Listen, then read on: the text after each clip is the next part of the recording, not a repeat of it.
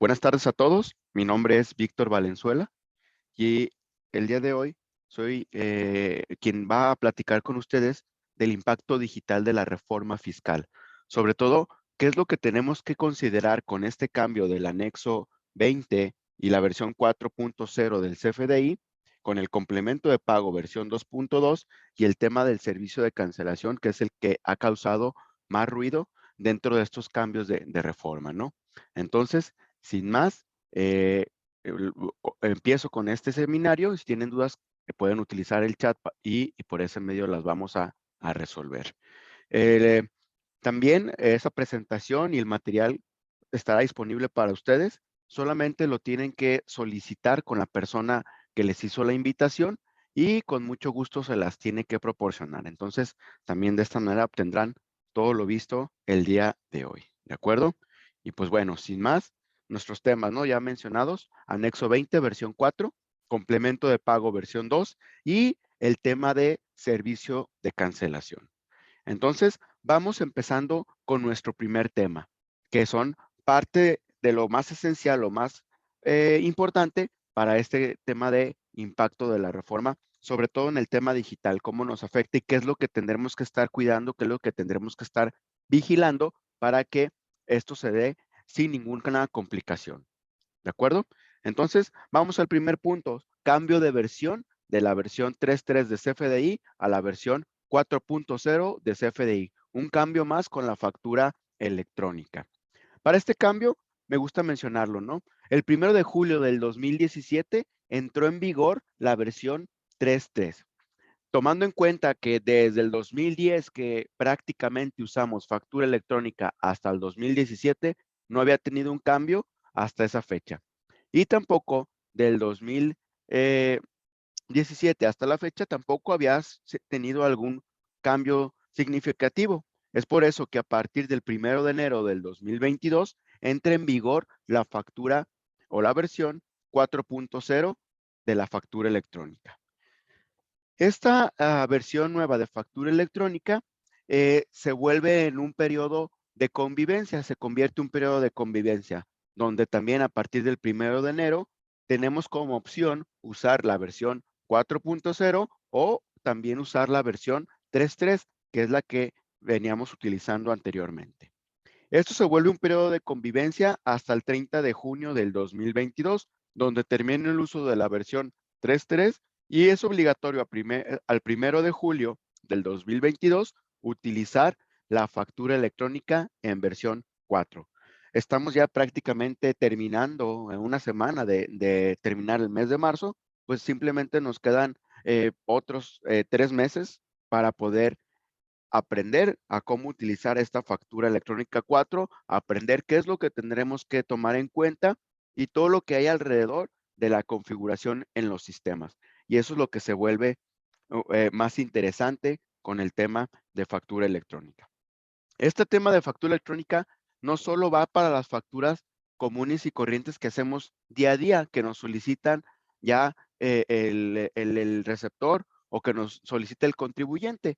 También esta factura le pega también a la global, a la factura global que se emiten en las tiendas a retail después de la venta del día, ¿no?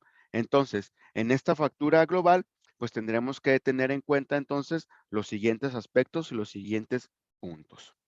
Según la regla 271-21, la expedición de comprobantes en operaciones con el público en general, deberemos de tomar lo siguiente en cuenta, que los contribuyentes podrán elaborar un CFDI diario, semanal o mensual de las operaciones realizadas con el público en general del periodo al que correspondan, utilizando para ello la clave genérica del RFC. Esta clave genérica del RFC que ya conocemos, que ya venimos utilizando durante varios tiempo, el XX0101010000, para poder utilizarla en una factura genérica.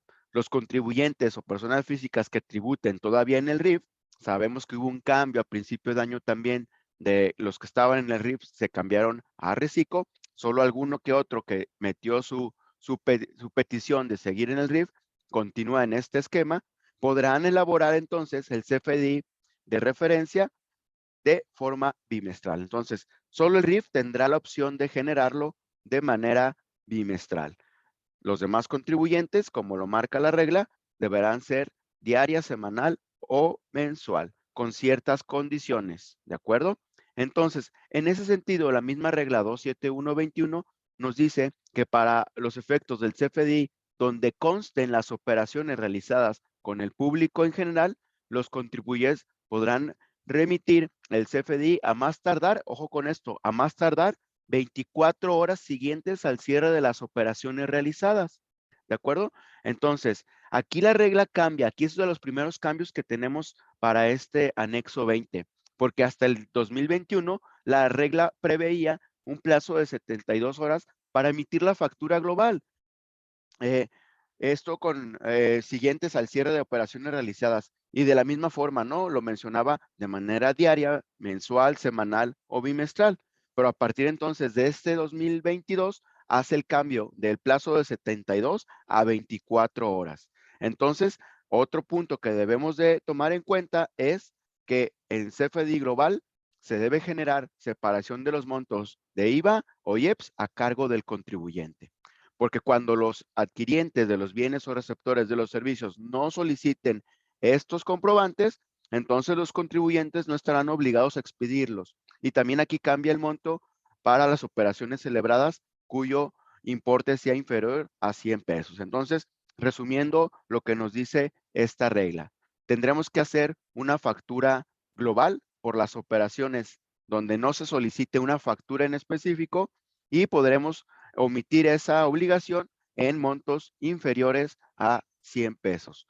Y a más tardar a 24 horas tendremos que estar haciendo el CFDI correspondiente a las operaciones realizadas de manera diaria, mensual, semanal o bimestral, según corresponda. Eso es lo que nos marca entonces hoy en día el tema de facturación global. Si veo aquí un pequeño ejemplo de una factura, es un pequeño ticket y desde aquí empieza las peticiones que nos marca la autoridad. Desde el ticket nos dice cómo debe estar elaborado. Puntos importantes que debo de considerar en un ticket de factura global es que deba de existir el método de pago. Por ejemplo, aquí pago en una sola exhibición. También la fecha de venta. Otro de los puntos, los impuestos y los totales de venta, para también tener entonces la forma de pago, la moneda y un folio o ID de venta. Creo que este es el punto más importante, el folio o el ID de venta. ¿Por qué? Porque al momento que yo emita la factura global también debe de cumplir con ciertas condiciones.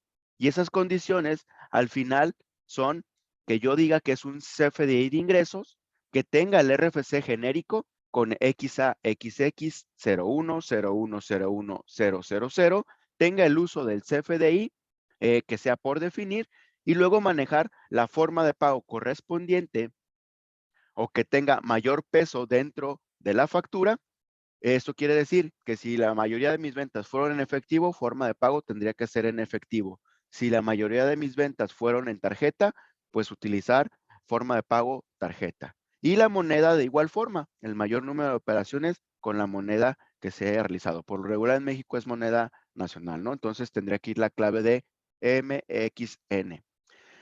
Otro punto importante, y aquí es por eso que les digo que el número de ID o identificación se vuelve interesante dentro de la factura global, porque es un campo que tendremos que utilizar o tendremos que capturar para el llenado de la factura. Si bien nos dice que tendremos que utilizar una clave 010101, que es prácticamente que no está identificado el producto en la lista de productos y servicios del SAT, sí tendremos que utilizar la clave unidad y utilizar ese número de identificación que corresponde al ticket no facturado de las operaciones realizadas durante el periodo de venta, ¿no? Entonces, en ese sentido, tendré que generar un campo o una partida por cada uno de los tickets realizados en ese orden, en ese folio. Y los identificamos precisamente con el ID de la factura, para así al final tener un desglose de los impuestos y totales para poder emitir esta factura.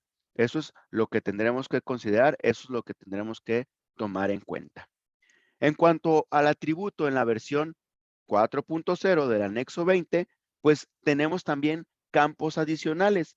Dentro de la factura global, ahora tendremos que añadir campos como meses, año y periodicidad, que nos van a dar ciertos parámetros para agregar en la factura global. Entonces, vamos revisando. El primero de ellos es el nodo de información global. Este es de los más importantes. Si bien el valor se registra con el atributo del RFC genérico, con el RFC contiene la clave XAXX0101010000, hay otro valor que también debo de registrar, que es el atributo del nombre. En este caso, el nombre tiene que tener el valor público en general, así tal cual lo ven aquí, en mayúsculas y sin acentos, sin nada más, público en general. Y este nodo debe de existir con esta condición. Además, yo tengo que seleccionar al momento de hacer mi factura el año, la periodicidad y los meses. El año pues sería el valor y debe ser igual al año en curso o al año inmediato anterior para validar que todo está en orden, considerando el registro en el atributo de la fecha. La periodicidad en este atributo se debe contener la clave vigente del catálogo de periodicidad. Ojo con esto, ya nos está hablando también de un catálogo. Entonces, tendré que ir al catálogo que me proporciona el SAT para poder revisar cuál es el código de periodicidad y poder utilizarlo. Ojo, aquí hay un tema interesante. Si yo utilizo el atributo con la clave 05, que la clave 05 es el régimen fiscal del periodo, que es bimestral, ya lo veíamos en la regla. Si es bimestral, solamente aplica para RIF, entonces ellos tienen que tener el valor 621 de régimen de incorporación. Entonces, ahí hay combinaciones que también tendremos que tomar en cuenta. Lo mismo sucede para la clave de los meses. Este atributo debe contener la clave que viene en el catálogo C meses del catálogo de versión 4.0 para facturación que nos otorga la autoridad. Aquí también nos dice si el atributo del periodo contiene el valor 0.5, entonces este atributo debe contener los valores 13, 14, 15, 16, 17 y 18. Y si el atributo tiene un valor diferente del 5, pues ahí sí manejamos los meses de manera normal, del 1 hasta el 12. ¿Dónde encuentro ese catálogo? ¿Dónde empiezo a validar esa información? Para eso voy a mostrarles la página del SAT. Ahorita se las muestro, voy a empezarla a abrir, anexo 20, CFDI 4.0 y vámonos al formato de factura y se los muestro en este momento, ¿de acuerdo? Entonces, vámonos aquí y les comparto la pantalla. Ya deberían estar viendo la página del SAT, deberían estar viendo lo que tiene que ver con el formato de factura anexo 20. Aquí tiene un pequeño botón que dice iniciar. En ese pequeño botón me va a mandar a la página de trámites y servicios donde voy a poder encontrar todo lo referente a las guías de llenado y también a los catálogos. Es bien importante que visiten esta página de vez en cuando, por lo menos hasta que ya entre en vigor y ya estemos usando CFDI 4.0, porque en esta página se van anunciando los cambios que vayan saliendo. ¿Sale? Entonces, aquí, por ejemplo, lo último que nos anuncian es que entra en vigor a partir del 1 de julio del 2022 y la única versión válida será la 4.0. Eso es lo único que trae como de novedad, ¿no? Viene lo de la factura global, que se incorporan los campos que precisamente estamos hablando, de periodicidad, meses, año, lo del régimen del receptor y domicilio del receptor, el campo de razón social del receptor también, ¿sale? Entonces hay temas ahí que tendremos que ir checando, que los vamos a ver el día de hoy también. Entonces, simplemente recomendación, visiten la página de vez en cuando para saber qué cambio tiene dentro de el apartado del CFDI 4.0. Lo que quiero que veamos aquí es el catálogo de CFDI del SAT. ¿De dónde viene todo lo que nos marca la autoridad? De esta clave 05, la clave de los meses 13, 14, 15, 16, 18, etcétera, etcétera. ¿De acuerdo? Entonces, para esto me voy aquí página del SAT, catálogo CFDI 4.0 y le digo mostrar catálogo. Lo que hace es hacerme una descarga. Hago esta descarga del catálogo, empieza a descargarlo. Si es algo pesadito, pesa alrededor de 48 megas. Sí tiene bastante información, pero una vez que lo tengo, lo puedo estar consultando de manera constante. También no es bueno que yo me lo quede bastante tiempo porque puede tener algún cambio y estar desactualizada la información. Por eso vuelvo a insistir, visitemos esta página de vez en cuando. Si se fijan, la última actualización de este catálogo fue el 15 de marzo de este año, prácticamente una semana atrás. Entonces, trae los datos más actualizados posibles. Lo que quiero que vean entonces, solamente para identificar qué significa ese 05 y ese 1314 en la parte de los periodos, pues bueno, lo primero que tendría que estar buscando es las claves de meses, que los tengo aquí, y de periodos. Para esto, periodicidad me dice el 05, como les había dicho, significa bimestral. Por lo tanto, la regla me dice, si tú utilizas este periodo bimestral, aplica solamente para RIF, tendrías que tener el régimen de incorporación fiscal y los meses que vas a poder utilizar solamente son del 13 al 18, que son los bimestres marcados ya con un código por la autoridad. ¿De acuerdo? Entonces, es por eso que aquí nos marca estas reglas al momento de utilizar esos atributos o esas combinaciones. Empieza ya a empatar con lo que nos marca la regla. Este ya es un ejemplo entonces de una factura global en versión 4 y tendremos que considerar entonces puntos importantes, ¿no? Código postal debe de existir, régimen fiscal debe de existir tanto para el emisor, para el receptor. Para el emisor el nombre que aparece en su constancia y para el receptor, ojo con esto, público en general, es como debe de estar capturado, público en general, ¿sale?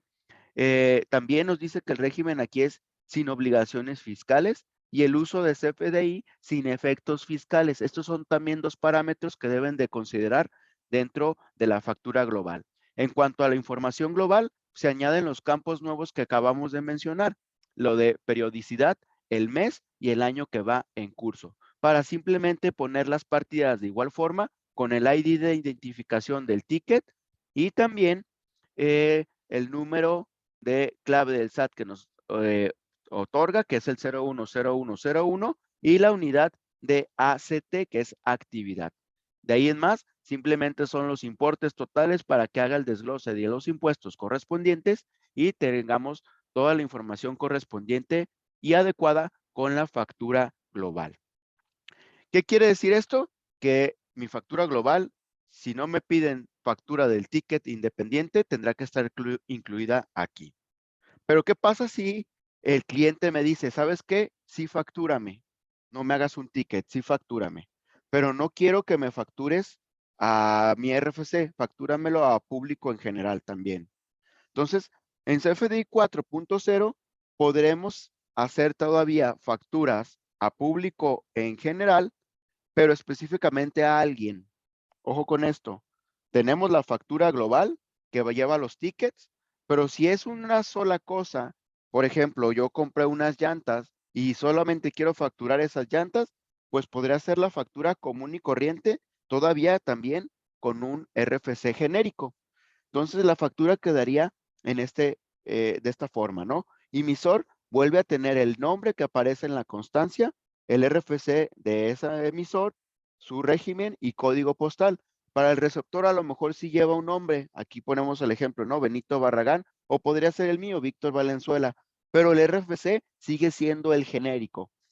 La diferencia aquí también es hasta abajo, porque prácticamente el código, el uso y el régimen sigue sin obligaciones y sin efectos fiscales.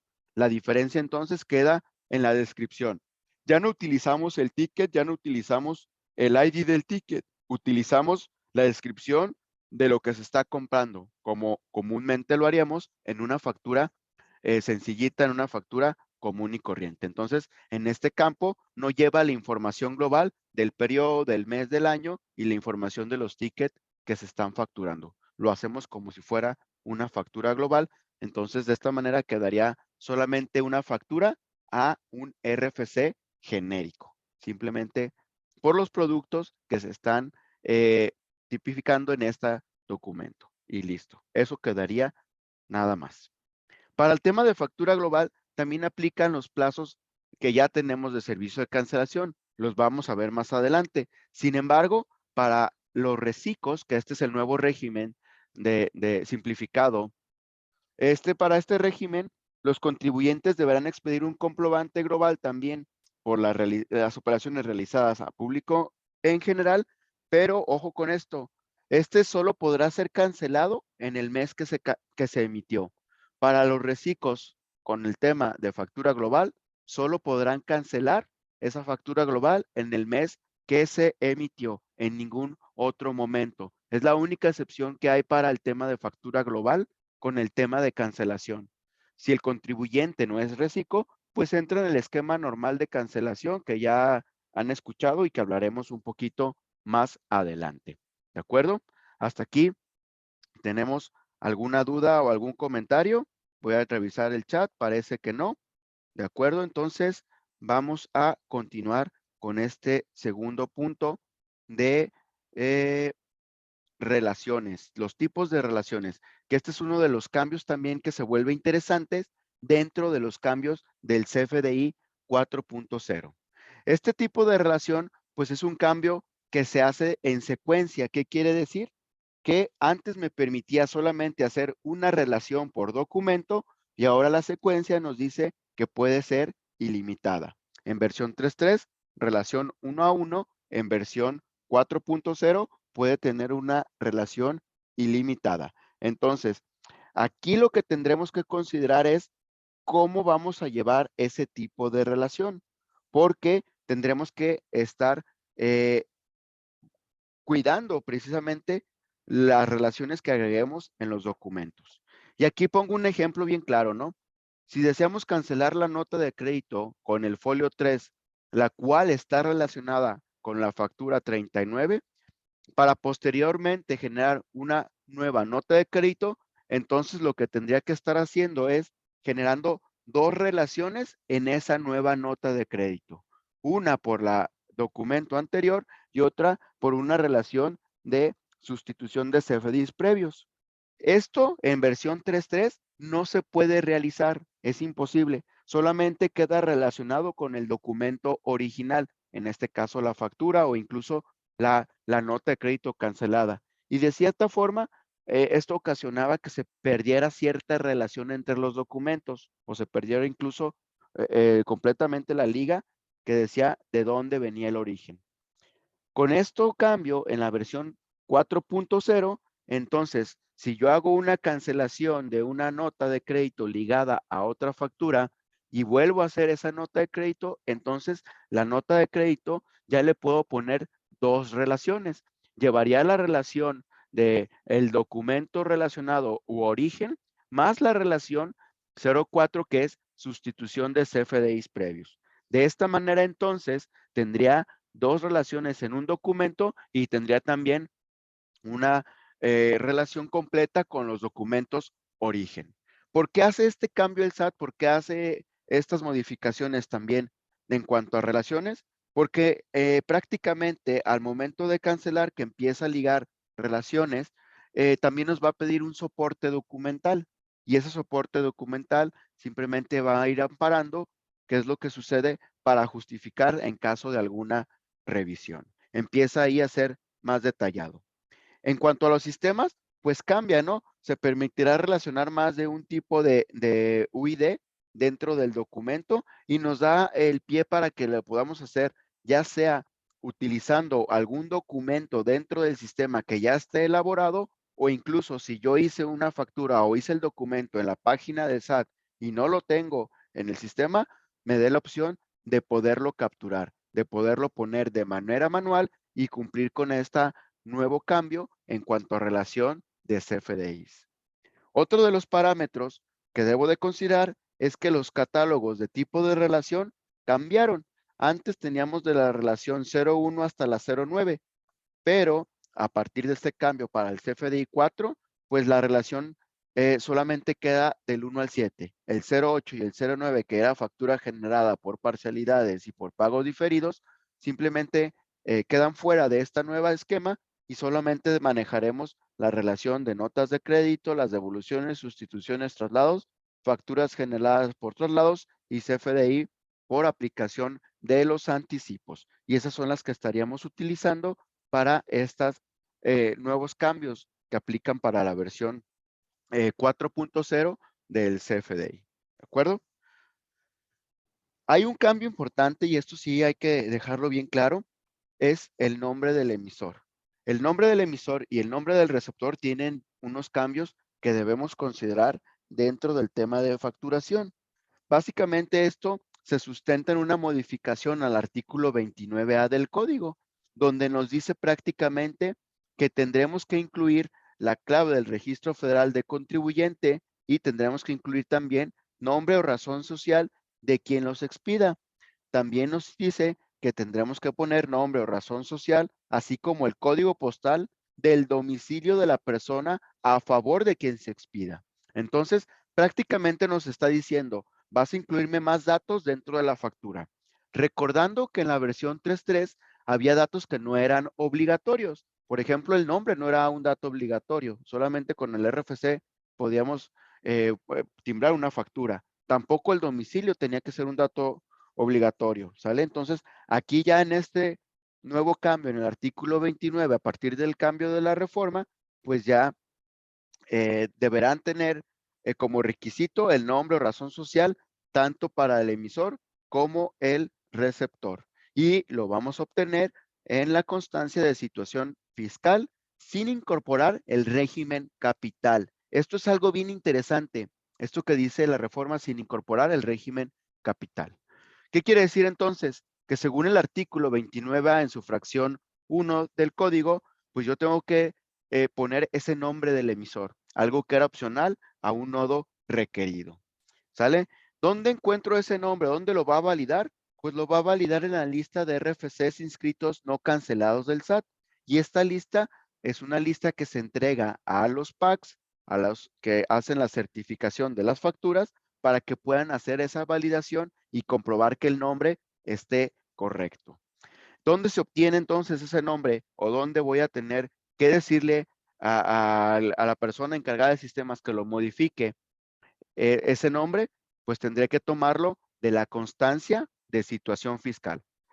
La autoridad ya fue claro en ese sentido y nos dice, el nombre que vas a utilizar para emitir CFDI 4.0 es el que se encuentra en la constancia de situación fiscal.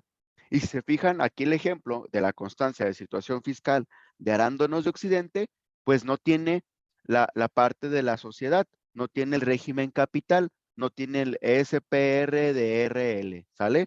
Entonces quiere decir que solamente voy a usar el nombre a secas, sin el SADCB, sin el SC, sin el SPR, ni nada régimen capital que pueda tener las personas morales. ¿De acuerdo? Entonces hay que tomar eso en cuenta. ¿Por qué?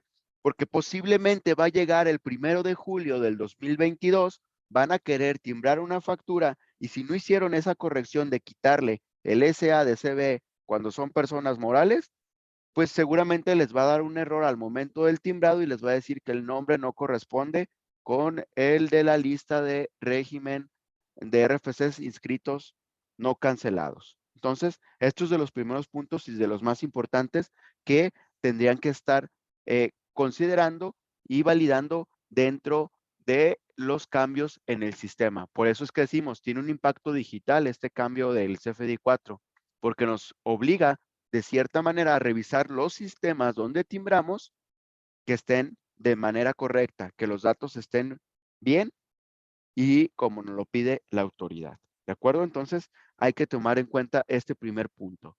El nombre o razón social debe ser correcto y considerarlo como está en la constancia de situación fiscal. Entonces, la lista de contribuyentes no cancelados para el nombre del emisor, nombre, razón social, pues ya no va a tener esas régimen capital, se les va a quitar prácticamente ese SADCB para que no haya ningún problema.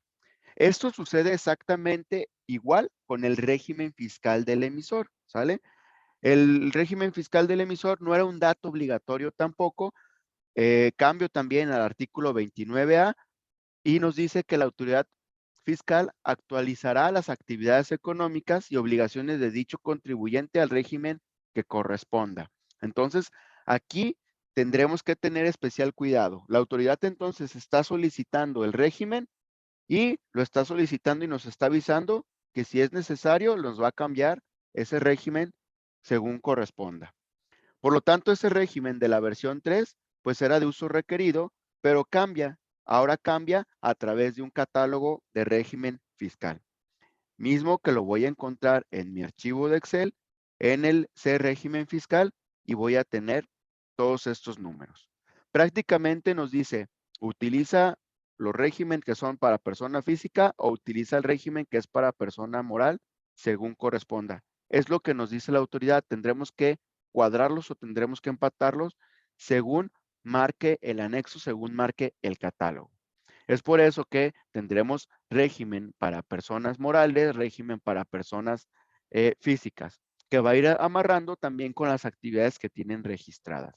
Por eso es que nos avisa, si yo no veo congruencia, te voy a cambiar tu régimen y tendrás que actuar o proceder de la manera que corresponda.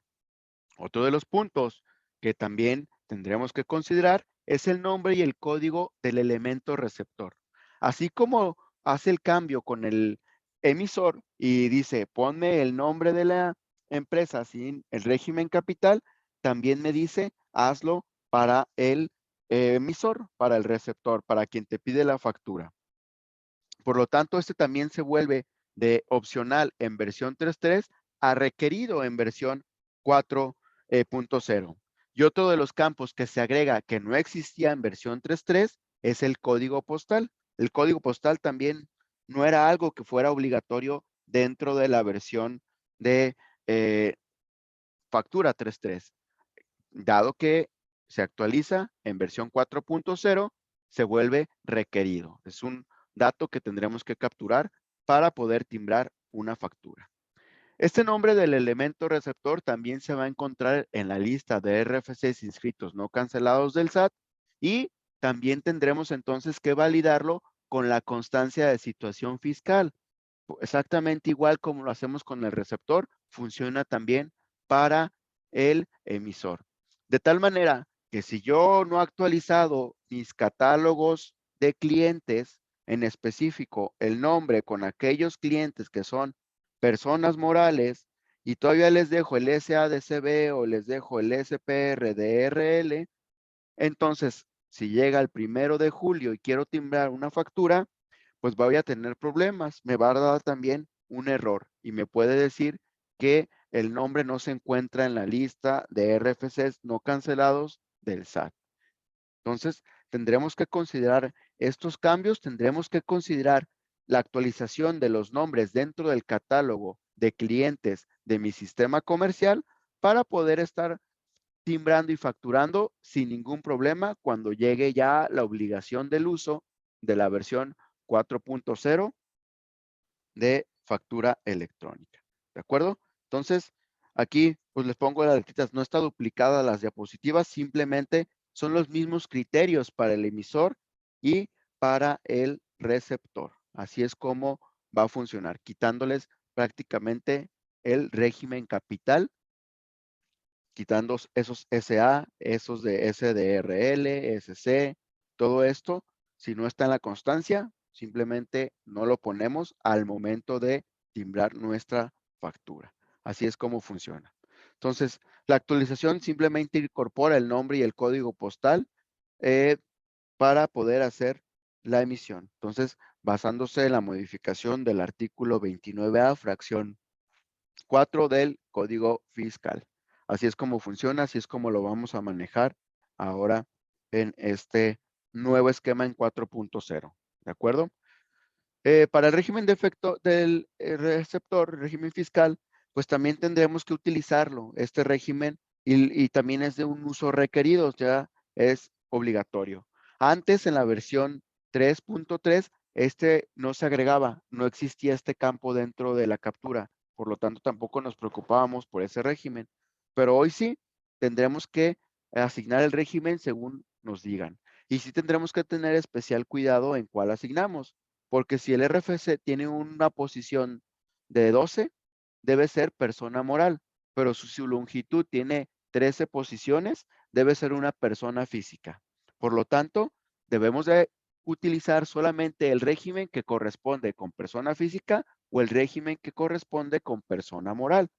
Aparte, si el atributo RFC es en el nodo receptor el valor genérico, ya sea para público nacional o para público extranjero, pues entonces debemos de registrar la clave de régimen 616 sin obligaciones fiscales.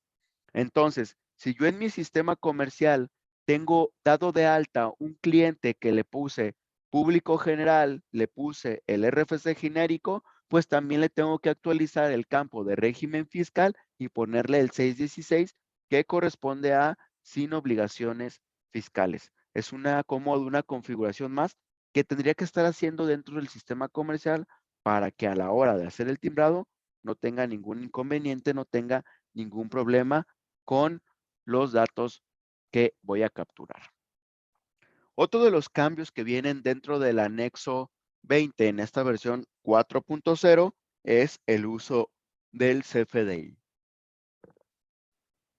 Para este también es un cambio que se hace dentro del artículo 29A y nos dice que prácticamente el uso del CFDI va a estar definido por el régimen que está dado de alta. Entonces nos dice prácticamente que tendremos que utilizar el uso de acuerdo al régimen. En versión 3.3 también no lo mencionaba. Sin embargo, en la versión 4, el valor registrado en el atributo del régimen fiscal debe de corresponder con la columna del catálogo. Por eso es que en el catálogo se agrega esto, la columna de física y la columna de moral, donde si yo estoy utilizando algo para deducir impuestos, si soy persona física, pues tendría que ser solamente lo que corresponde con persona física, ¿sale? Solamente eso. Si estoy utilizando algo para deducir impuestos y tengo un uso relacionado con el RFC, pues también solamente usar los que corresponden a persona moral. Si lo reviso, por ejemplo, los que están para personas físicas, aquí están gastos funerarios, por ejemplo, ¿no? Este sí. Y aquí, aún así, tengo la columna física y moral. Me dice, este no lo utilices con personas morales, no se debe utilizar. Pero hay casos donde sí, por ejemplo, este de gastos en general. Este lo puedes utilizar en ambos. Pero es muy específico, por ejemplo, en honorarios, en gastos, en donativos, todo lo que es nada más de persona física, ¿sale? Entonces, no los debería usar en persona moral. Y de todas maneras, aquí me da la lista de régimen que son válidos o que se pueden utilizar con la clave de acuerdo a lo que tenemos en este catálogo que nos proporciona el SAT, que nos proporciona la autoridad. ¿De acuerdo? Entonces, aquí está el resumen. Solamente esto es para personas físicas y para personas morales. Y acá únicamente personas físicas, no se puede utilizar personas morales. Solo hay unos que son sin efectos o de pago que corresponden prácticamente a todos, pero esos tendríamos algunas excepciones y si tuviéramos que utilizarlo y no está, pues bueno, hay que consultar mejor la guía que es la que nos da la referencia de cómo actuar.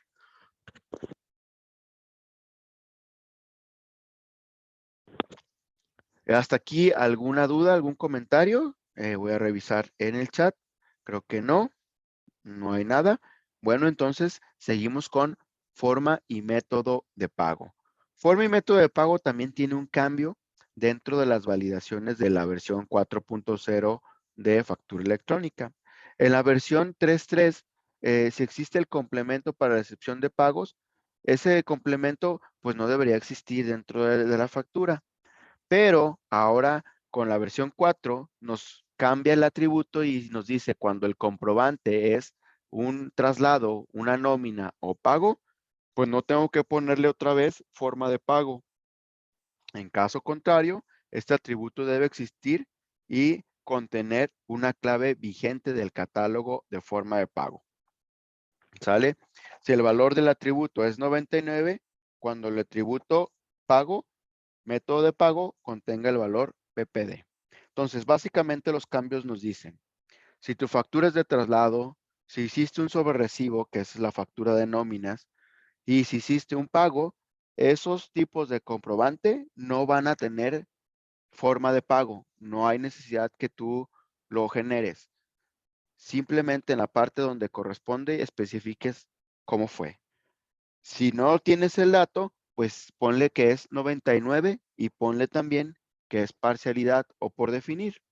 De esta manera también corrigen ese error que hubo en factura 33, donde yo me podía poner 99 y luego poner pago en una sola exhibición.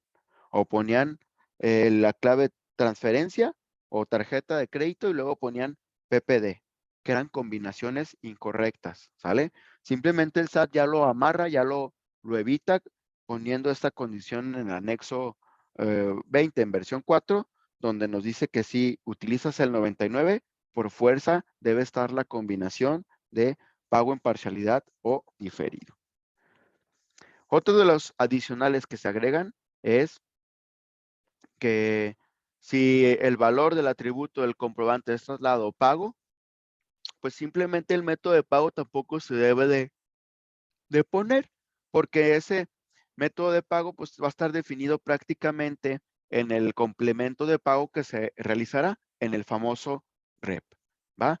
De acuerdo entonces a estos nuevos cambios en el anexo, pues yo no tendría que poner tampoco método de pago. Entonces, básicamente y en resumen nos va diciendo que si tú tienes un traslado, un pago o nómina, tú no vas a poner ni forma ni método de pago dentro del comprobante. De cierta manera, nosotros no tendremos que preocuparnos mucho por estos cambios, porque también los sistemas se empiezan a acomodar, se empiezan a ajustar y se empiezan a automatizar para que esto ya prácticamente lo valide y no tengamos errores al momento del timbrado. Entonces, ya esto ya va a saber si es un traslado, si es un pago, no tendría por qué tener la forma y el método de pago agregado cuando esté timbrando una factura en versión 4.0. Para los cambios en el CFDI de pago, vamos a tener en primer lugar un cambio de versión. Estamos en la versión 1, vamos a tener un cambio en versión 2.0 del famoso REP. Y de los primeros cambios que me dice ahí es el método de pago DR, que este nos dice básicamente que hace una validación del campo de pago en parcialidad para registrar el número de parcialidades. Esa parte, pues simplemente se quita, se elimina ya en versión 2.0 porque ya no lo va a tener, ya no lo va a tener relacionado ni requerido. Entonces, hay que tener ahí en cuenta ese punto, que el método de pago donde nos decía cómo se hizo el origen, pues ya no lo va a tener incluido dentro del REP 2.0. ¿Va? Un ejemplo de esto sería que tengo el comprobante fiscal y en la parte del complemento donde hago la relación de pago y afecto a la factura que voy a liquidar, pues ya no voy a tener el campo método de pago, eso se elimina y sí vuelve obligatorio la relación de los documentos para poner el folio fiscal que corresponde y pueda también abonar si es necesario a más facturas en un solo documento, porque pasaba también mucho eso, ¿no? Que abonaban a varias facturas, la relación solamente la podía hacer a uno solo, entonces no me permitía tener más opción de poner más documentos, solamente me dejaba uno solito. Pero ya en este momento, en 4.0, lo permite y no hay ningún problema en ese sentido. ¿Sale? En cuanto a validaciones adicionales para el REP en versión 2.0, es también el cambio en la relación. Como les decía, en la versión 4 ya lo vuelve ilimitado, poder relacionar diferentes documentos al REP o al complemento de pago. En cuanto a los impuestos, simplemente nos dice los impuestos deberán ir detallados en cómo se afecta ese pago o ese abono para temas de determinación. Prácticamente se le agregan atributos nuevos, que es el total de retenciones, total de retenciones de IVA, de ISR, de IEPS, trasladados de IVA y trasladados también para tasas menores al 16. ¿De acuerdo? Como el 8, el 0 o alguna otra que pueda existir después en cambios. Para el tema del documento relacionado, pues tenemos ahora el objeto del impuesto, que es el requerido para expresar el pago del objeto de impuestos o no, Y también el método de pago DR, ese es el que se quita. Tendremos todavía el número de parcialidades, el saldo insoluto. En caso de requerirlo, los campos podrían ser de requeridos a condicionales, dependerán de cómo estén manejándose. Ya no es algo que se va a imprimir dentro del REP. Y también la equivalencia DR, que va a ser la modificación del cambio de moneda que se está realizando. ¿De acuerdo? Entonces, ya prácticamente llegando a nuestro último tema, el servicio de cancelación, ¿no? El servicio de cancelación también tiene un cambio donde básicamente podremos seguir las reglas que teníamos en versión 3.3, donde nos decía que tendríamos que pedir un permiso para poder cancelar las facturas. Y podríamos cancelar sin aceptación bajo ciertos parámetros, como que el total no pase de 1,000 pesos o que la cancelación se realice dentro del día siguiente hábil a su expedición. Esto es básicamente lo que nos otorga. Si antes nos daban 3 días, luego cambiaron ya prácticamente al día siguiente. Y pasando ese día siguiente, pues una factura, también dependiendo del monto, podría convertirse en una factura que requiere cancelación con aceptación. Aquí hay un cambio interesante porque en la reforma fiscal respecto al servicio de cancelación nos dice que los plazos para cancelar el CFDI en la regla 27147 para efectos del artículo 29A, cuando en el párrafo del cuarto párrafo del Código Fiscal aplique, nos dice que la cancelación se podrá efectuar a más tardar en el mes en el cual se deba presentar la declaración anual del ISR correspondiente al ejercicio fiscal en el cual se expidió el comprobante citado. ¿Qué nos dice esta regla en resumen? Que las personas morales tendrán hasta el 31 de marzo del siguiente año para cancelar los CFDIs y las personas físicas tendrán hasta el 30 de abril del siguiente año para poder efectuar las cancelaciones del CFDI. Eso es lo que nos dice básicamente la regla en cuanto al tiempo o los plazos en los que podremos cancelar una factura. Entonces, si yo solicito cancelar una factura en este momento y me la hicieron en enero, esa factura me la tendrían que cancelar sin ningún problema o me la tendrían que aceptar, dado que aquí hay una prórroga o un plazo muy amplio para que se pueda realizar. ¿De acuerdo? Entonces, ¿se podría acomodar? Sí. También nos dice que en el servicio de cancelación en la versión 4 hay dos cambios importantes en el artículo 113 que se adiciona en la ley de ISR y también la reforma al artículo 29A en el cuarto y quinto párrafo del Código Fiscal, que básicamente nos dicen que se podrán cancelar las facturas en el ejercicio en el que se expidan, ¿sale? Siempre y cuando otra persona acepte la cancelación o también lo hagamos en el servicio de administración tributaria. Y ojo con esto, cuando cancelemos, aquí es donde nos dice, deberemos justificar y soportar documentalmente el motivo de dicha cancelación. Aquí es donde entra lo bueno, porque en el tema de cancelación entonces, al momento de decirnos justificar, tendremos que decir por qué estamos cancelando esa factura. Entonces, tendremos que tener soporte documental y tendremos que tener el motivo de dicha cancelación. Entonces, las claves que nos da según el catálogo del SAT para el tema de cancelación es la clave 01, 02, 03 y 04. Y el comprobante emitido con 01, por ejemplo, con errores, pues simplemente aplica cuando la factura generada contiene un error en la clave del producto y el documento o descuento o cualquier otro dato se va a reexpedir el comprobante. Pero no es nada más así, lo reexpido. Tengo cierto parámetro, tengo cierta cuidado con lo que debo de hacer. Porque si utilizo la clave 01, el SAT ahora me dice, tendrás que darme un soporte documental y tendrás que sustituir la factura primero para saber que ya se está timbrando para que puedas cancelar la otra. Entonces, en este caso, primero se sustituye la factura y cuando se solicita la cancelación, se incorpora el folio fiscal de la factura que se sustituye a la cancelada. Entonces, esto de cierta forma empieza a complicar un poquito el orden de cómo debo de hacer una cancelación. Antes era directo en el documento y esperábamos la confirmación. Ahora no. Ahora primero hago una factura y ya que hago la factura, con las mismas características, mismo cliente, mismo todo ya corregida, pues ahora sí solicito cancelar la anterior. Así es como funciona ese número uno.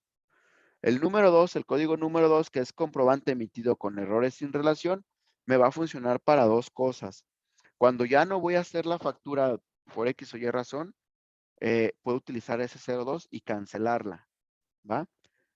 También en este 02 nos dice el SAT, y esto sí lo dijo en un video que hizo hace unos cuantos días, nos dijo que si tú tienes un problema de cancelación con el 01, ¿qué quiere decir? Que a lo mejor le diste cancelar, luego lo volvieron a activar y luego se quedó ahí como volando en un lugar y en otro ya no lo ves. Si tienes ese problema y lo detectas dentro de tu portal, pues le puedes decir que utilizar el 02 y cancelar ese documento sin ningún problema. También lo podrías utilizar de esa manera. Para el 3 es que no se llevó a cabo la operación. Por ejemplo, pudiera ser que yo le deje a mercancía resignación a mi cliente y pues resulta que no se vendió nada, ni lo movió nada, ni le hizo nada. Y ahí podría presumir que no se hizo la operación, por lo tanto, puede ser una cancelación con el código 03. Y por último, el 04, operación nominativa relacionada en una factura global. Entonces ya el nombre lo dice, ¿no? 04 aplica cuando incluye la venta en factura global. No hay pierde, no hay nada más que revisar, no hay nada más que hacer. Simplemente utilizar estas claves. Otro de los puntos que hay que considerar es las multas por cancelación fuera de los plazos. El artículo 81 nos dice que son infracciones no cancelar los comprobantes fiscales digitales por Internet de ingresos cuando se hayan emitido por error o sin una causa para ello o cancelarlos fuera del plazo, ¿sale? Y la multa irá del 5% a un 10% del monto de cada comprobante. Es por eso que tendremos que poner especial atención en qué es lo que vamos a cancelar, tener el soporte documental y tener muy claro qué es lo que puede pasar si no cumplimos con la autoridad. Un cobro de entre 5 a un 10% del monto de cada comprobante fiscal, tratándose del supuesto establecido en la fracción 54, 56, perdón, del este artículo 81 para la cancelación de fuera del plazo y las reglas. ¿De acuerdo? Pues bueno, prácticamente estos son los temas. Esto fue como el resumen que tenemos con este cambio de disposiciones fiscales. No sé si tengan alguna duda, algún comentario. Si no hay ninguna duda, algún comentario respecto a esto que acabamos de ver, por mi parte también estaríamos llegando ya al final de esta pequeña plática, de este pequeño resumen, y no me queda más que agradecerles su participación. Eh, recuerden, el chat es nuestro medio de comunicación, ahí podrían poner sus comentarios, si les gustó, no les gustó, quisieran ver algún tema adicional, lo podríamos programar también para otra ocasión. Y también recordarles, la presentación y la grabación estará disponible y la podrán solicitar con la persona que les hizo la invitación a esta plática. ¿De acuerdo? Entonces, reviso en este momento el chat para ver si hay algún comentario o alguna pregunta adicional y veo que no hay nada. Me dicen excelente ponencia. Muchísimas gracias, Angélica. Qué bueno que quedó claro que les gustó. Es un resumen, como les comento, de las cosas o los puntos más importantes que tendremos que considerar para el mes de julio al momento de timbrar ya con 4.0. ¿De acuerdo? Entonces, sin más, me despido. Les agradezco mucho entonces a todo su tiempo y seguimos en contacto en próximas emisiones. Que tengan excelente tarde y ya casi la hora de comer, así que buen provecho.